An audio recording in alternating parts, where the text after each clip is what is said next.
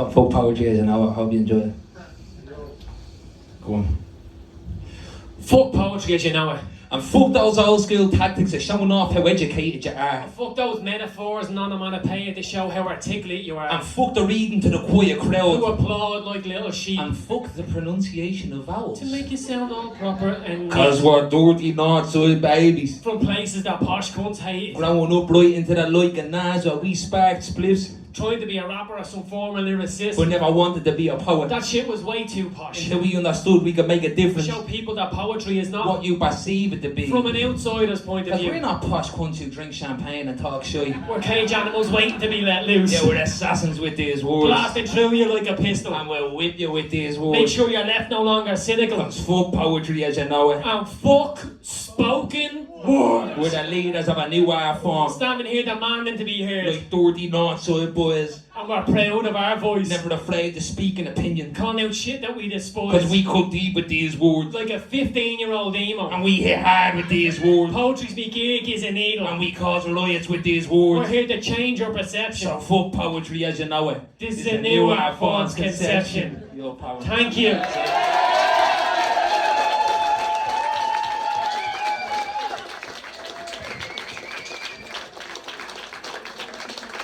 Make a loud noise for the power jack again, everybody.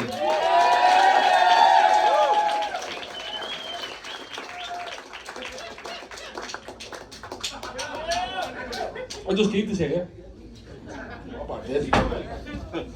How is? My name's Emmet O'Brien, if you don't know. And I've been doing the pounds for a couple of years now.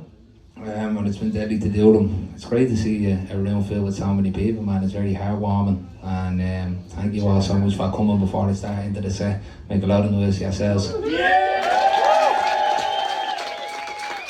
I have a couple of new poems and a couple of old poems, but I'm going to start off with this poem. It's for the inner city people. There's a lot of inner city people here, and it's inner city vocab. I wanted to write a poem because a lot of young people think that poetry is shite, right? They're all like, oh, fuck poems. And I wanted to write a poem that made poetry accessible to the younger generation, and I wrote this poem. I hope that you enjoy it. It's called Inner City Vocab. So I'm thinking about a concept for a new spoken word video. The video is filmed by Julie O'Brien sitting in the front row, by the way, right? So anyway, I was thinking about doing this new concept for the spoken word video, right? Inner City Vocab, yeah? Inner City spoken word for the inner city boys and boards, where we can bounce the metaphor off the matter without concern and stay confident on a mic without needing to be reassured. Look, I always heard that I was different, right? When it came to holding a rhythm. Infecting people's eardrums with hums of truths and taking the norms of societal systems simply to flip it on its head, right? I always knew that I was different. But then lockdown hit.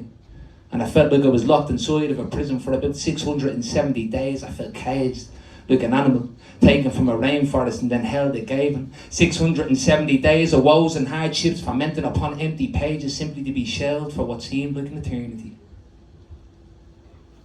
But during that time is when I understood how influential this art form is to me, how important these words can be. Look, I always knew that I was different, right? Even when I grew up, the young ones in Carby used to always say, there's something fucking mad weird about you, Emmet, yeah? And now that I've grown up, I realise it's the truth, it's talent mixed with youth, and if I dare say so myself, like a little bit of beauty, yeah? I'm like a 7 out of 10, right? On a good night.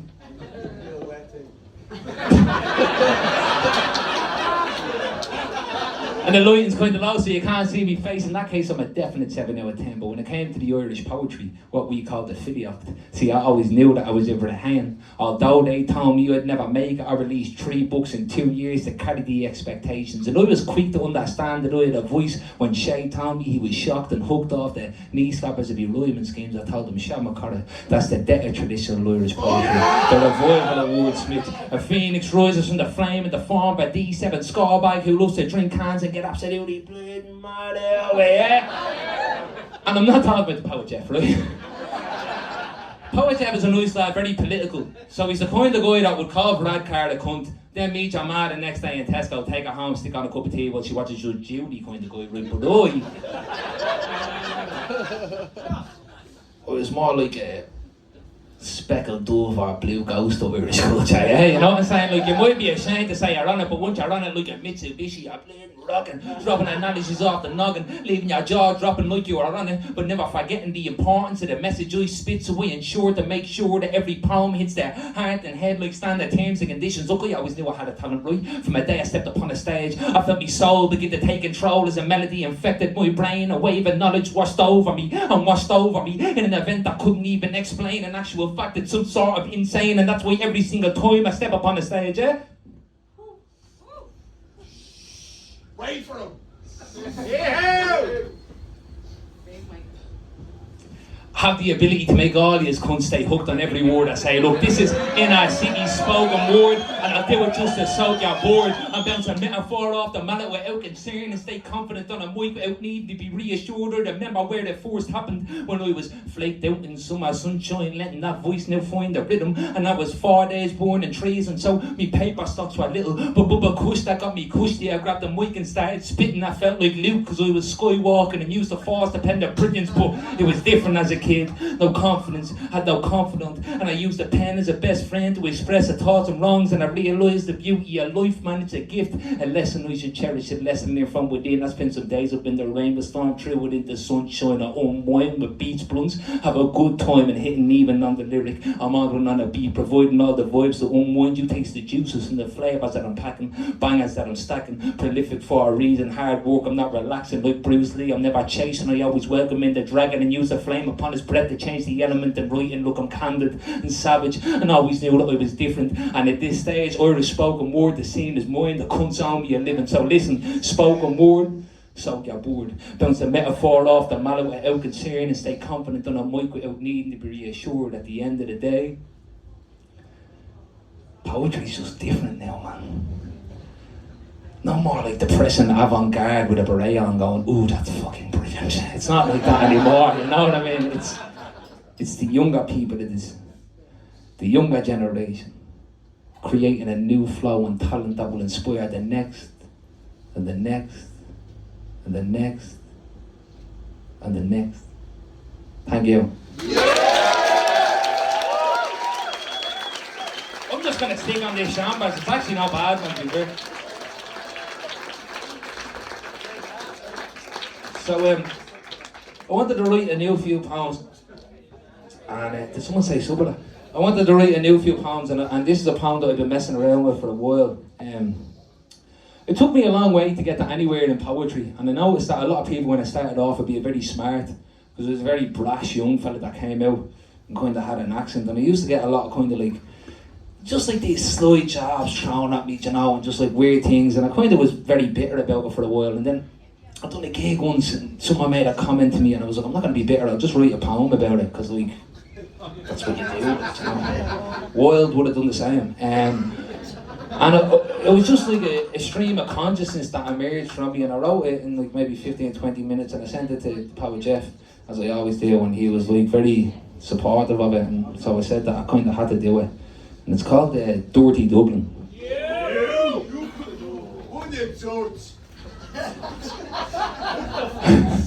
See, I can't make me laugh. So come here, right? She looked at me up and down after I got off stage, and then she said, "Love the gig." No way. Really love the gig, and I loved your accent a lot, man. It's very dirty Dublin, right? And as she showed a sarcastic smile, I hold a venom of pride between me teeth with a clamped tongue, right? See, I come from a dirty Dublin. A Dublin that's covered with the vines of negativity, a parasite akin to moss that grows on the rolling rock of this city, 2 for 15 or fuck the Queen for any apparent reason type Dublin. A tricolour with silk-up burn marks on a sleeve hanging out a window for everyone to see, or a family that went from 14 off tenement housing on Queen Street to a semi-detached surrounded by affordable housing type Dublin. A hands down the jocks type Dublin. What are you looking at? Using pigeon chests to express anger and a few straighteners or Sergeant melting out type Dublin. I come from a place that they put pull wheelies on rally bikes with hoods up and faces covered in balaclavas, protecting their identity from coppers, for they can't be caught if they are not seen. And although the guys know that they're not clean, but they do nothing out of pure mean intimidation. I'm talking about Garda cars that drive by but never get out type Dublin. 40 lads standing outside the shop waiting on prey to walk by type Dublin. Type to make your son into a corner by your 13 type Dublin. Rub your gaff type Dublin. Wouldn't walk by us on a dark night type Dublin. Don't even like football, but I still show up to the derby days just for a scrap type Dublin. I come from it. 5 strawberries for €1 Dublin. Or the how's your ma? Is your dad working kind of Dublin? With a concept of curfews for few around these parts, we just start our fun when it gets dark and spark up so many trees. We cause a lackage of the paper type Dublin. I come from a place where kids saw funerals before confirmation type Dublin. Nothing never beats seeing a mother with her head dip and moral slip as they bury their kid, but that's just the lifestyle that we choose to live, right Dublin? I come from a place that's so dirty, the women, they just take the word and turn it into their own vernacular, throw a Z somewhere in and say, oh, it's a fucking dirty Dublin, right? I come from a place that's so fucking filthy, it's a 0.1% that Barry Scott couldn't clean, like Silla Bang, yeah? And there's a fucking score bag still standing here, bro, right? As if I make you feel in fear, bro. Does any of this sound sincere? No. It's just the preconceived notions that people whisper and jeer behind my back the second they hear the accent coming out of their mouth. It's fucking classism. That's all it is.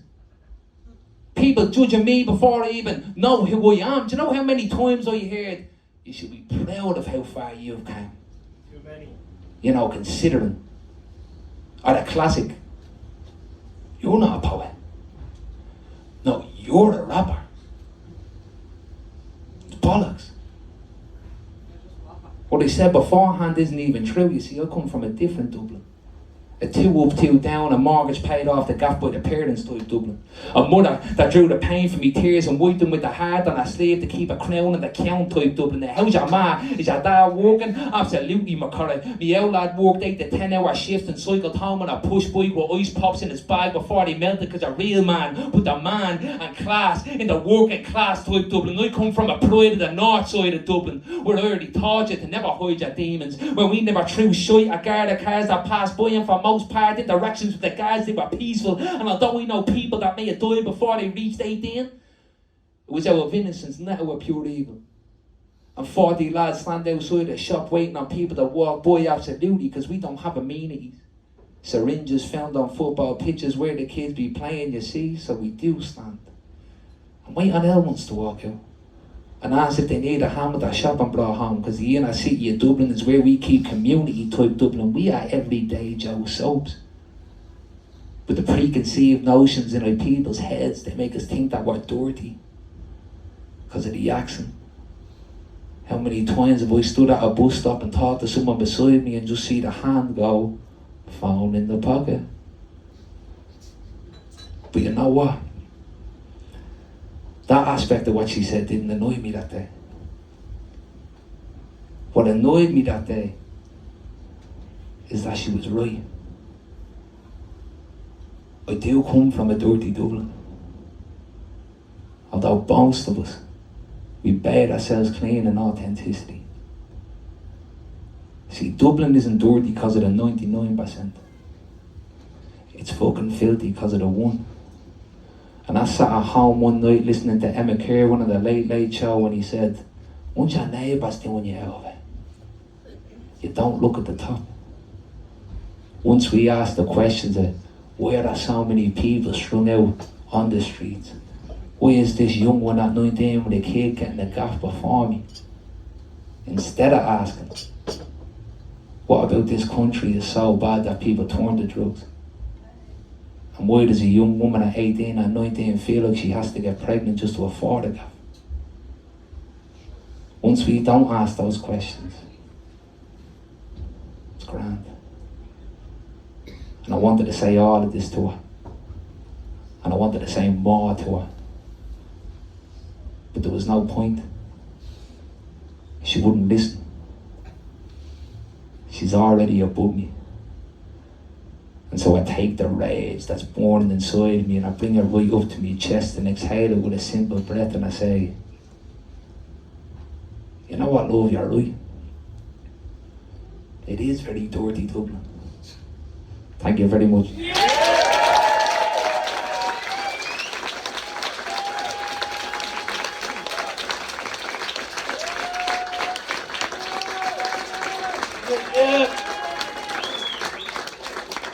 I'm going to take a page out of Poet Jeff's book.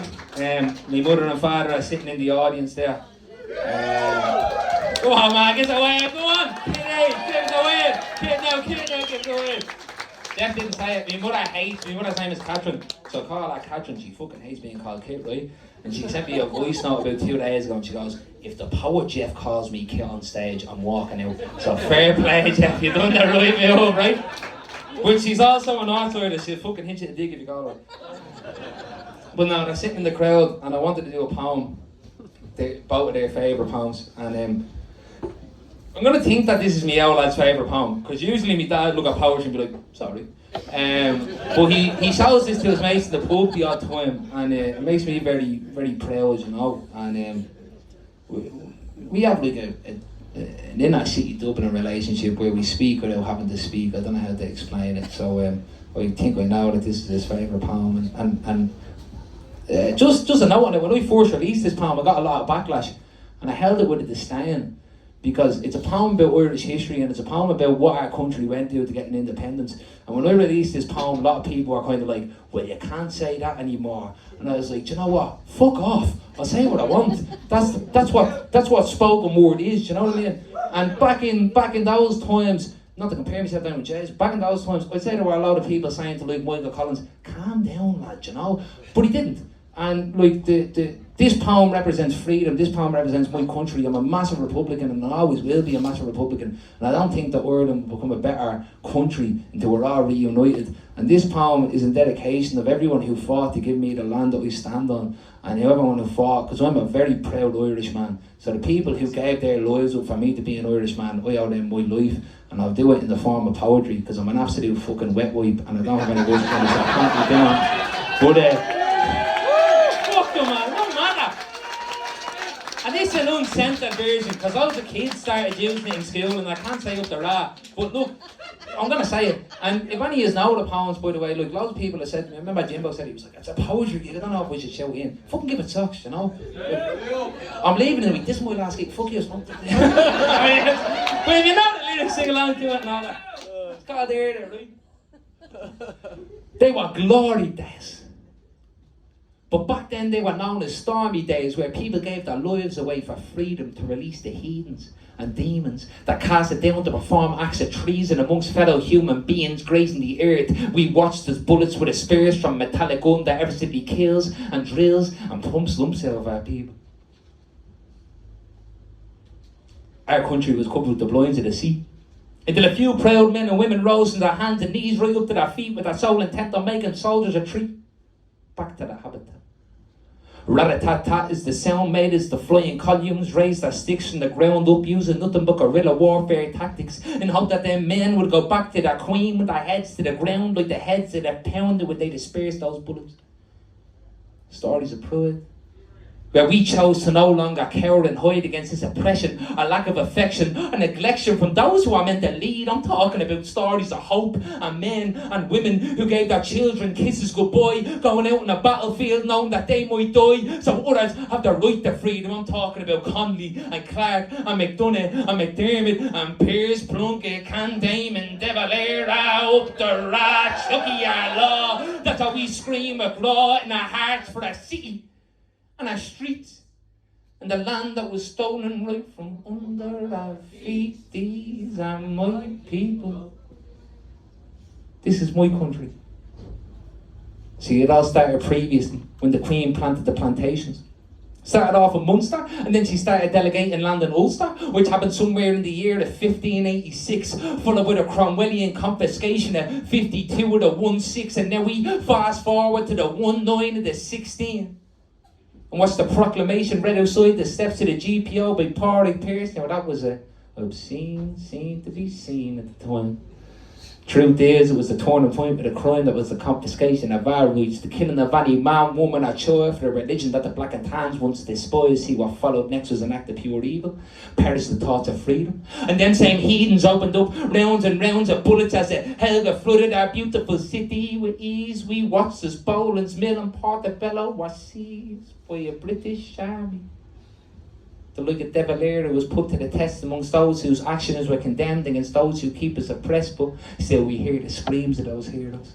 Conley, Clark, McDonough, McDermott, Pearse, Plunkett, Kant, Eamon, De Valera, Chucky, our Lord. You can do way better than that. Eamon, De Valera, Chucky, our Lord. That's how we scream a claw in our hearts for our city and our streets. In the land that was stolen right from under our feet. These are my people. This is my country. The date was May 3rd, and Pearse bowed his head to the inevitable end with a line the soldier sent along with McDonough and Clark. They sparked him up like the wheel of a clipper lighter. See, the British hindered the rights of the Republic. The date was May 4th. The passing of another 4.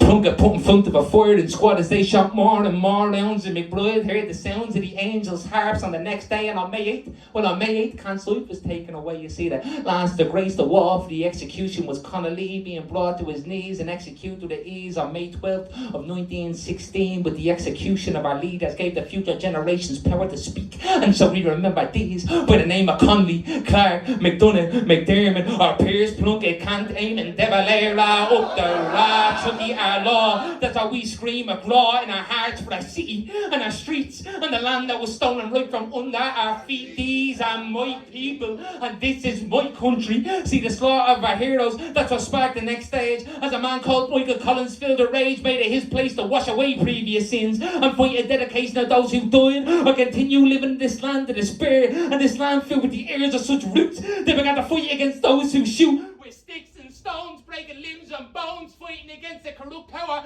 we call the throne. I mean the pride, as we saw the rise of Sinn Féin.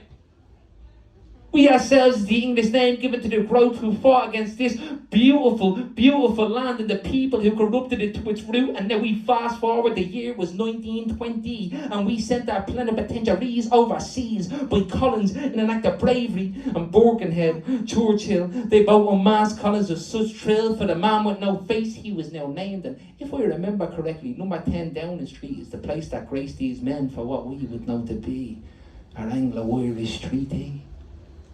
Our negotiators, Duffy, Duggan, Byrne, Collins, all sat opposite side of a table from Greenwood and Churchill, accompanied by Chamberlain and Worthington, as we watched Arthur Griffith sign the Boundary Commission, and that divided 32 right down to 26, and somehow a Free State Ireland began to brew in the mix, signed and dated December 6th, 1921. We see the songs of freedom began to be sung in the name of Conley, Clark, McDonough, McDermott, or Pearse, Plunkett, Kant, Eamon, De Valera. Chucky, our law is what we scream a graw in our hearts for our city and our streets. The land that was stolen right from under our feet. Finish.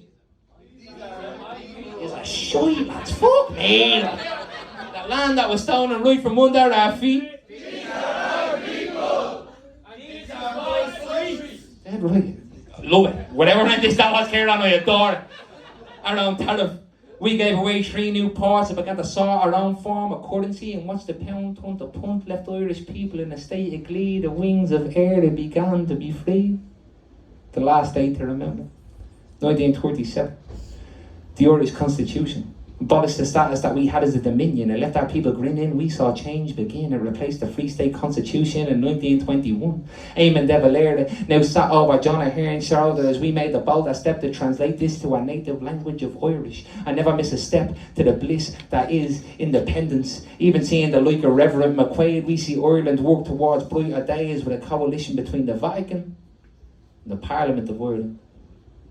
Signed and approved by members who take seats in Dáil Éireann on June 14th, and they see their British ideologies fall from their feet right down to their hands and knees and our own flag, a tricolour that began to hang on every pole, a landmark that would avail Dublin became the capital. The Pale now a laughable idea. But what we need to remember is the dynamical actions of previous leaders that gave us the power to speak and rise to our feet. And so every time we step upon a stage, I'll just dedicate it to the like of Connolly, Clark, McDonough, McDermott, or Pierce, Plunkett, Kant, Eamon, De Valera, Chucky and Law. That's how we scream a groan in our hearts for our city and our streets.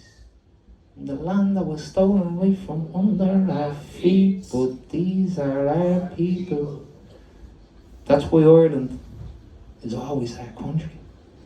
Thank you.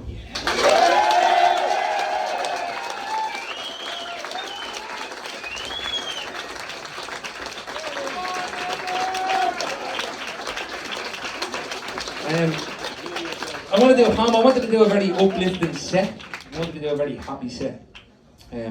But I also wanted to write a very honest set with the new pieces that I wrote, and that's why I chose to talk about classism and other stuff. And one thing that I have noticed is when I was younger, actually inspired from a conversation with Colin, but when I was younger, I used to glorify the drug culture of Ireland a lot, right? And the reason for it is because I think every young person is immersed in that culture, whether they like to be or not.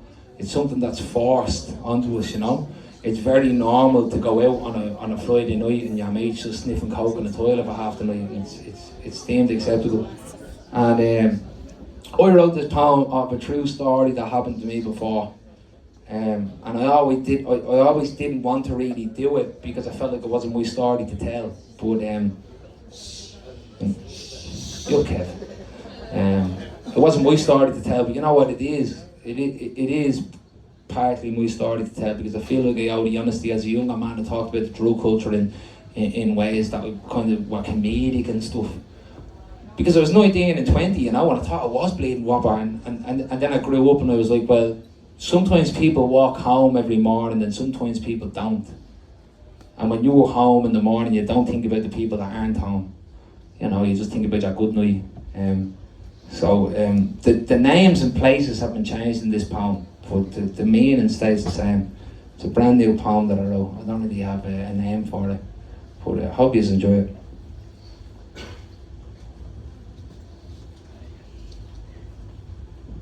I know you. You're that poet fella. That's what he said, followed by a barrage of questions that never made it through my ear canal, for I was too busy, wide-eyed and jaw-dropped at the sight. And believe me, I've got a mouth on me, so to make me stay quiet was a monumental thing. But at that moment in time, I was speechless. It's a moment that's never escaped me.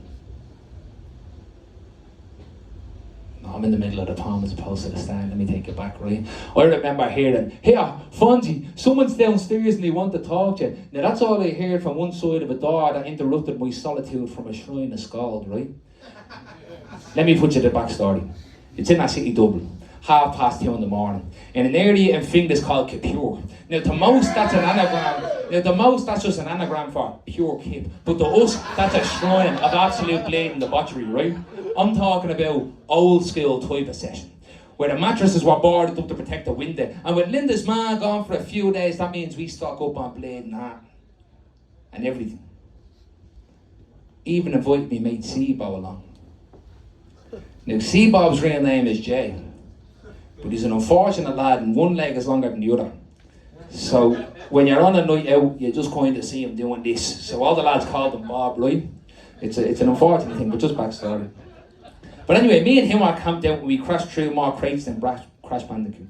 And nothing in this session was better than kind of two-stepping beside a board to rob an S, hoping that she shows you love, because look, she's sweeter than a cup of tea. And the boys, they're just looking to dunk that down. Or the joke and jest that were made between lads and friends as we chat shite and mix it with herbal remedies and synthetic sedatives, are chatting to randos or relatives, are chatting to whoever is right beside me. It's quite exciting. I spit the freestyle, isolated like high beams, and one of the boys says to me, "Here, that's bleeding shite. Start bleeding in at the time. Switch the rhythm up or something." No problem, bud. Have it in an abundance, so I make sure that I spit rhymes that are described as anything other than vanilla. Spitting more Wu-Tang than the like of Method Man and Dog Ghostface Killer. Coming up against any lyricism that cause a killer in Manila. Cause when I step up on a mic, I make a crowd break their neck like they are doing the dance scene from Michael Jackson's Thriller. Look, I make emotions go up and down like either end of a seesaw. Have people dancing along to the words that I talk. It's just real talk. That's not hyperbole, by the way. I once made a lad stand out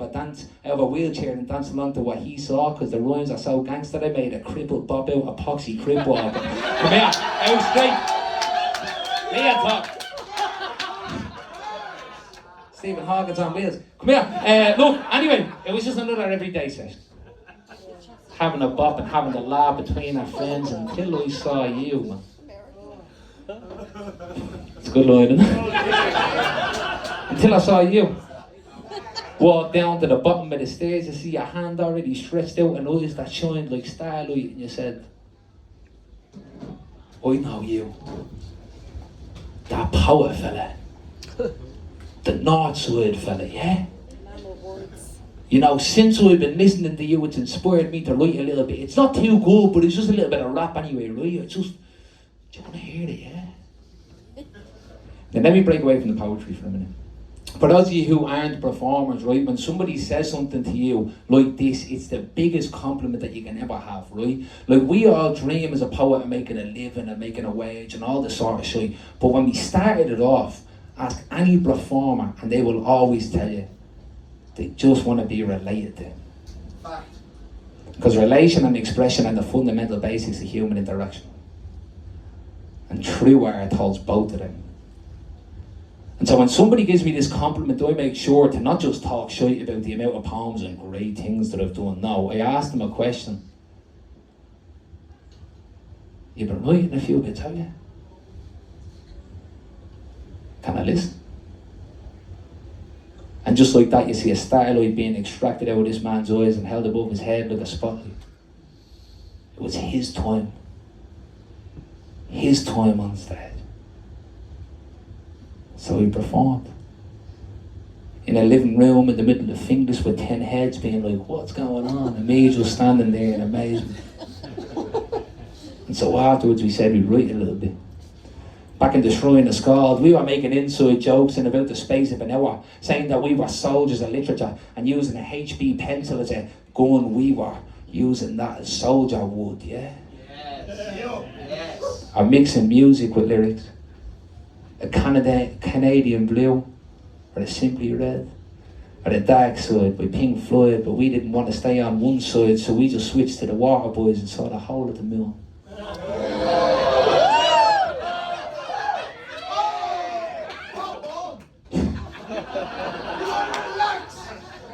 We were just using spoken word to speak words between us. And we wrote for hours. And as the sun rose, it kissed our cheeks into the morning, and I remember saying, let's exchange the phone numbers. We'll write something together. We'll perform it on a stage. 100%. And so we exchanged, and we went on our merry way, you know. And many a years had passed, and many a moon had fallen, and many a sun had rose and kissed my cheeks, but no longer hanging out with these acquaintances. I spent it on my own, scribing and scrolling and crafting and creating. I understood that I was just there for the session. And the realisation that friends made through substances as opposed to the substance of life, well, they just remain surface level. I traded in the session and I got a profession in return. It was hard. It's very hard to live in a world where you have that comfortable zone to go to. And you got to extract yourself out of that. And you can have 10 to 20 people around you who are great mates, and they really are great mates, but if you don't have that safe zone, you just feel lonely, you know. But I never looked back after it. No longer selling out bedrooms, I now do good rooms and venues, and I'm very proud of myself. You know, a couple of years had passed since then, and I walked up Amiens Street and bumped into a friend way back when, and he said, oh, here, the power fella, yeah? not hanging out with us anymore, no. I got a new gaff up on Amy Street. You still on the cans? Yeah, 100%, man. Why don't you float? And see, at this point I realised that they were friends of no more, but I let ego surpass my intelligence and said that I'd floating, so I grabbed 6 cans, walked down, he opens the door and shows in, and they're no longer my friends anymore. I just see people skagged out on carpets and skagged out on mattresses. There's not even a window in sight anymore. And then I saw you, and you were flaked out on a couch with not a HB pencil in hand and one too many holes in your arms to be explained by blood tests, and I wanted you to say something. And the glass in your eyes looked at me.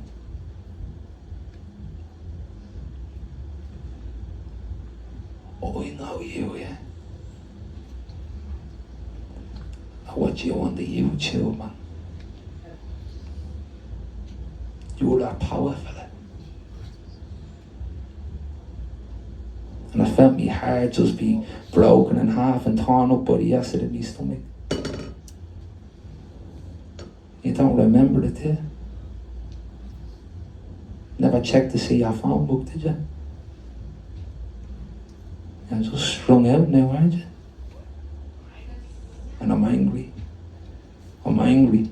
I'm pissed off that people let you get to this state, and I'm angry. I'm pissed off that I walked away and let you get into this state, and I'm angry. You know what? I'm angry at you, mate, because you chose this life. And as a return, I need to give you a cold shoulder, bud. You see, you had the foundation to build a solid, stable life, but instead you sold your wood. As a matter of fact, fuck that. You're no mercenary. Give me back your soldier wood, because when you are needed on the front lines, you failed to stand in attention like a good soldier would.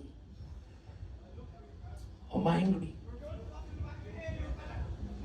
But I'm not angry at you. You had no choice, mate. A bad group of friends that surrounded you, you had no choice, mate. Maybe if you picked up the phone, you would have had a choice, mate. I wanted to say all of this, but I said none of it. Instead, I took the rage and hurt that was in me belly, and I took a breath and held it in me chest, and then I exhaled and said, sorry, lads.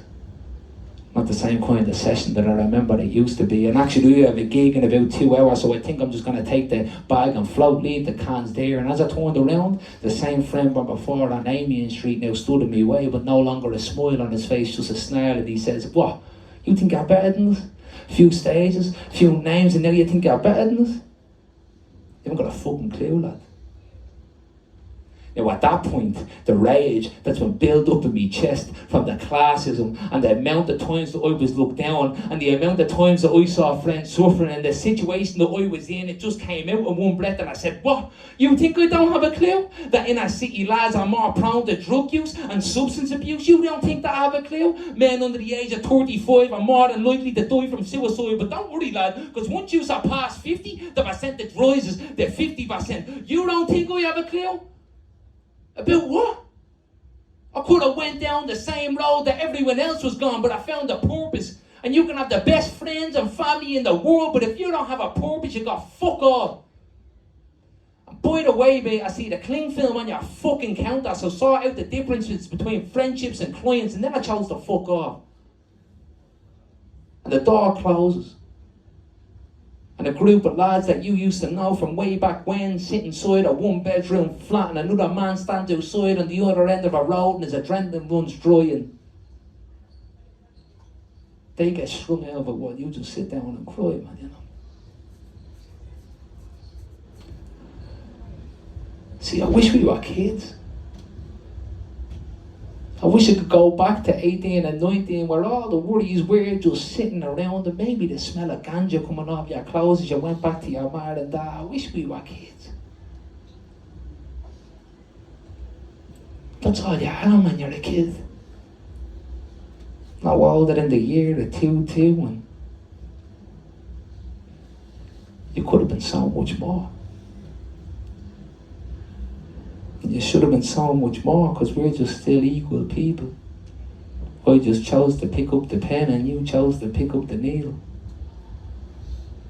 And I remember as I cried, life answered me and raindrops fell on Amiens Street and washed me heart that was on the sleeve down the train. And all of this came flooding back into me as I sat outside the top bedroom with fingers, smoke hanging out the mouth, and a raindrop dropped off the gutter onto my face, and she said, Emmet, what? Do you know? He said that he knows you as a power fella and you just went silent. No, man. He looks like someone that I used to know, though. I guess that's the problem with being a well-known power fella. You forget the people you meet along the way, yeah? No.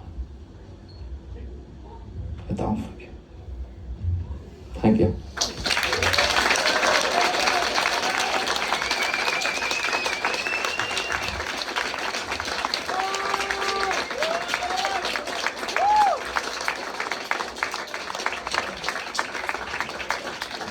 We're all just living a life, man, you know? We spend too much time looking down on one another, being angry at one another, but we're all just living a life. I think I have time for maybe one more, maybe two more, depending on how good you are. I'll do this when I fuck off, it's not much noise. 7 more, This poem is called Am What. I first wrote it when someone told me I was shit and I got a bit sour about it. And so I wrote this as a response. I want to thank you all for an amazing night. I want to thank you all for being a beautiful crowd. This is my last one. And it's called Am What. I'm gonna need this actually. So there's a line in this poem where I say, and every time I step upon a stage, I always make the crowd say, Am What? Give it socks, cause it's my last gig. Anyway. So come here, right, I'm back, feeling better than ever. See, I weathered through the storm and realised that while I was gone, the poetry scene and needed a bar setter, and so I chose to come back. The resurrection is now complete. W.B. Yeats was right about a second coming, but even he couldn't have predicted it would come in the form of... well, an absolute scumbag, right? You see, in times of strife, I found writing to be helpful. Whether it was playwriting or poetry, it left me peaceful, but I realised that while I was gone, there was words being uttered out of the mouths of other people. You see, the truth is, when you get into the industry, it's like an animalistic kingdom, where some roar with the fierceness of a lion, and others are rats that continue to scurry on by, and then we have the leeches that latch on and benefit off other people's rises. But I stay humble, in the knowledge of being a goat. GOAT, greatest of all time, injecting the scene with prosperity and hope and calling out the dopes that constantly want to criticise and infect the listeners' minds, put a mask over my face and demise that they don't succeed in. But I'm not surprised, you see. I always took myself to be an underdog. Little kid with a purple ass hanging out with a set of pappies, nappies being held by other people what you can and can't be. I'll never forget when my teacher said, you can't do long division, you're never going to make it.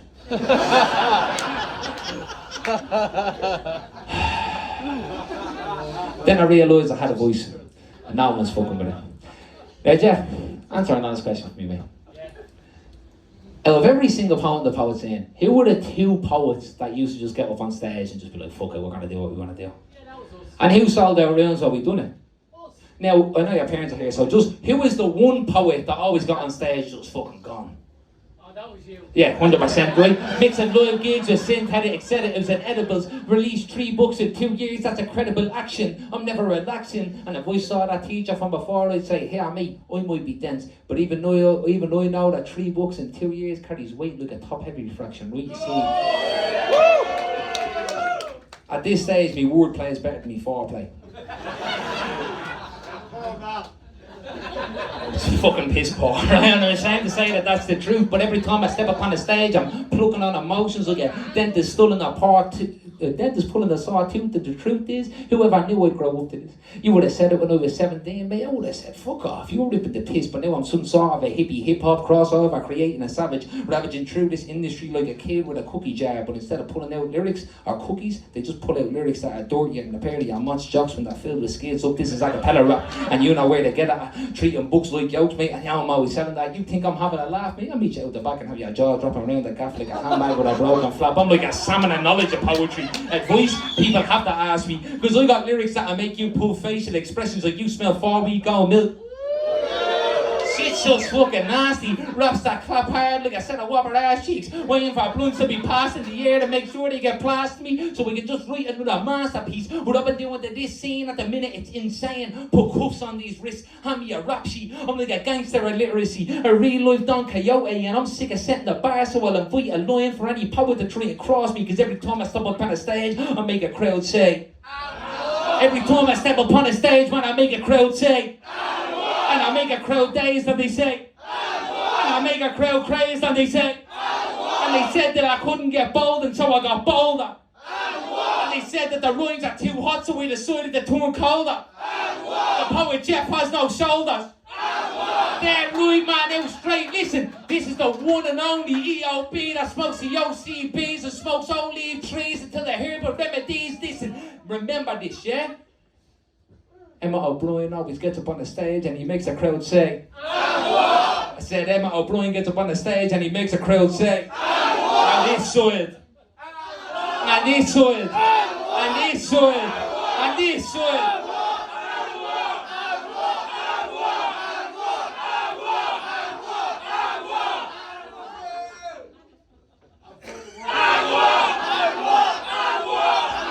Just remember this, lads, right? I might be leaving, but any reminder to the younger people, when the greatest in the world try to write their own pieces, they don't post about it on Facebook and Instagram calling themselves the best. Instead, they ask the question, what the fuck would Emmet O'Brien do? Have a good...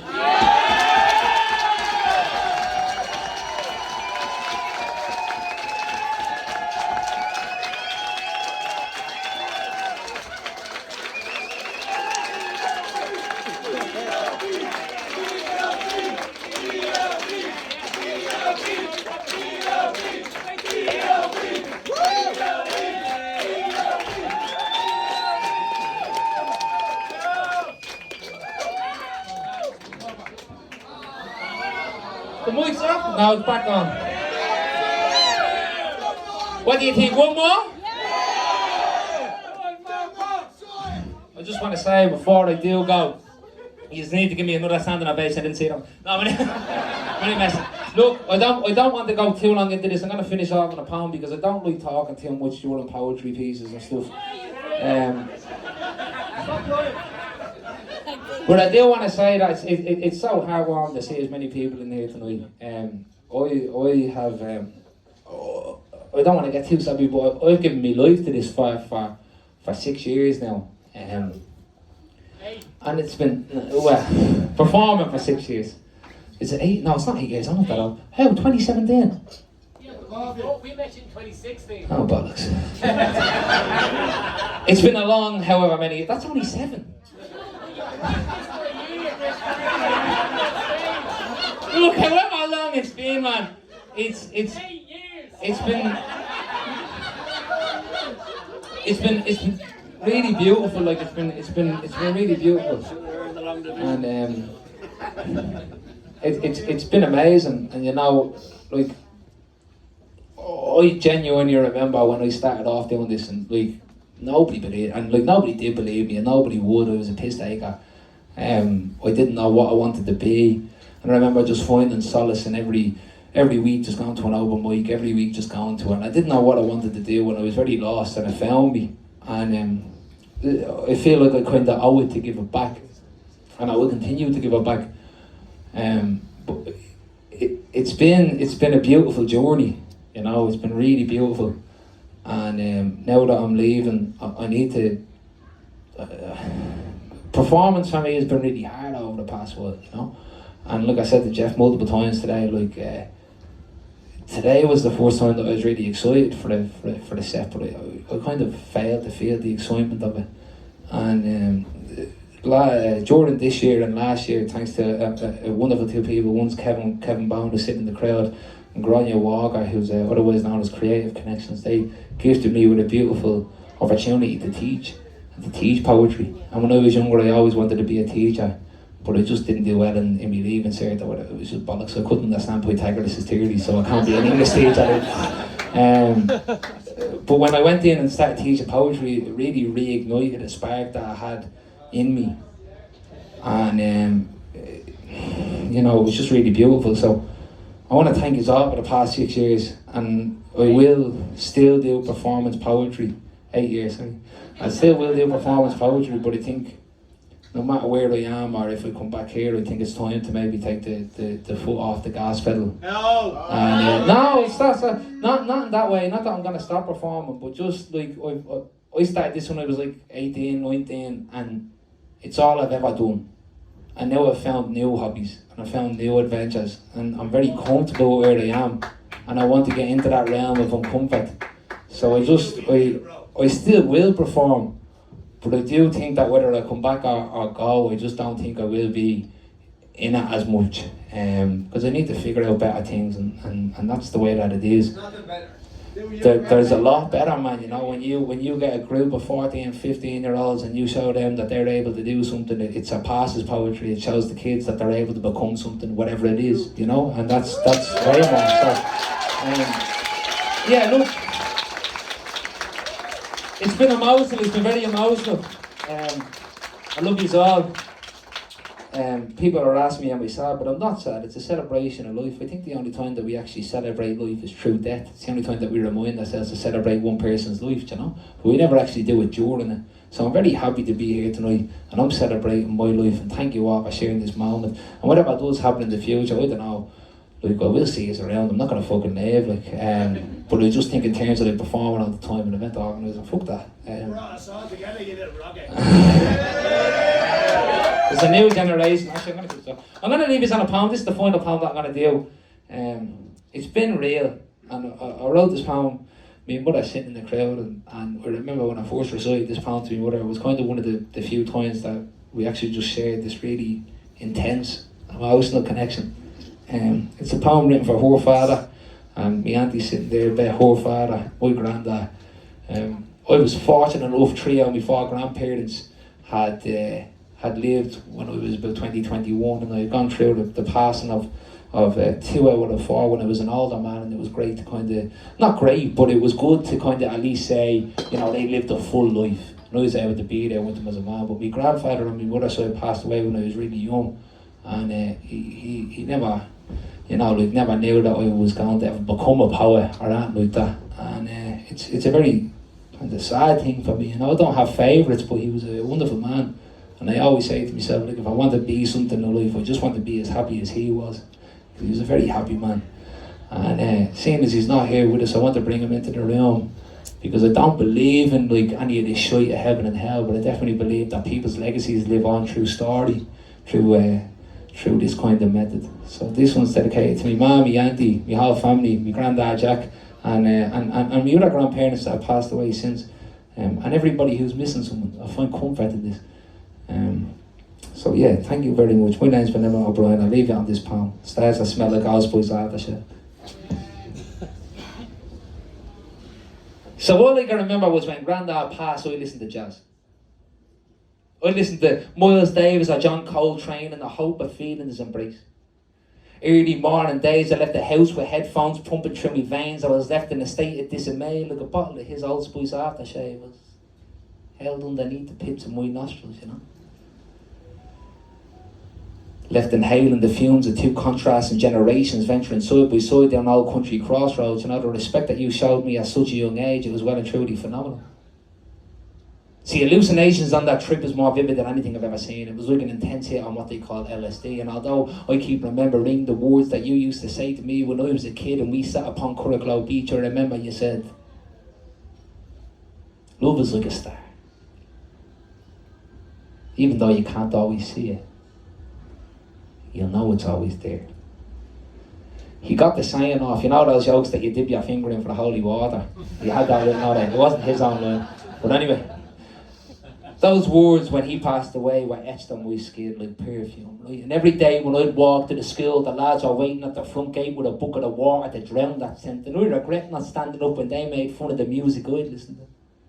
And then words would reflect the pain on my body more than any bruise or cut that they proudly claimed to be their artwork on my anatomy, and tragedy struck the day that they broke me headphones and I couldn't get new ones. So I was left waking up in a daily slump because I couldn't wake up smelling that aftershave.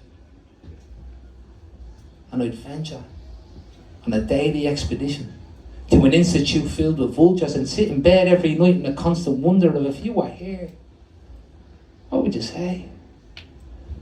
Probably tell me to be the bigger man and walk away, but those words and like those bruises and my emotions are left to confusion because I can't smell you, Grandad. Let me tell you what this lad is like, just for a bit of perspective. Right? I remember I used to leave the house in Dublin and it'd take about an hour and a half to drive down to Wexford, and he was always sitting at the front gate just saying, hell yeah. See that one man who once left me in peace? He's now resting in peace. And all I wanted to do was hear the saxophone solo at two, but they broke it over their knees like they ripped me heart out and tore it in half with pure ease. And I came to the conclusion that day that the human race is the most ignorant organism to ever grace this planet. But not all are the same. See, a week later, a little Tomo from a year or two below walked right into my line of sight with this big beaming smile and mad bright eyes and said, Emmet, I saw what they did to you. Let's go ear for ear.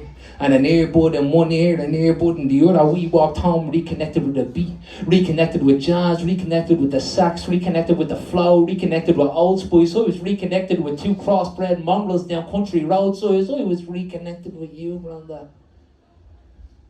You know, if we ever saw Tomo nowadays, I'd say something like, cheers me.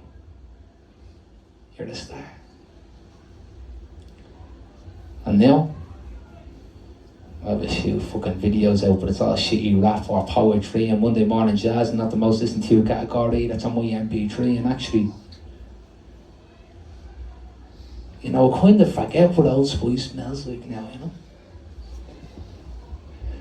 But that doesn't mean that I don't wake up every morning and think about the thoughts of you being by my side as I grew up, a man of honour and respect and pride, and sometimes I just want to keep battling with Jesus and haven't relinquished for myself. But wasn't it a wise man who would say, be the bigger man and walk away, right?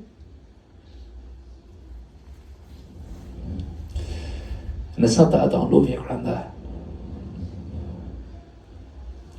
It's not that I would do anything to see you walk through that door and look at me for the man that I am now. It's just, as an older man, I'll understand that your love and our love and you, Grandad. Grandad, you remind me of a star, mate. Because even though I can't see it, I'll take comfort in the fact that I know you're always there. Lads, have a good night, yeah?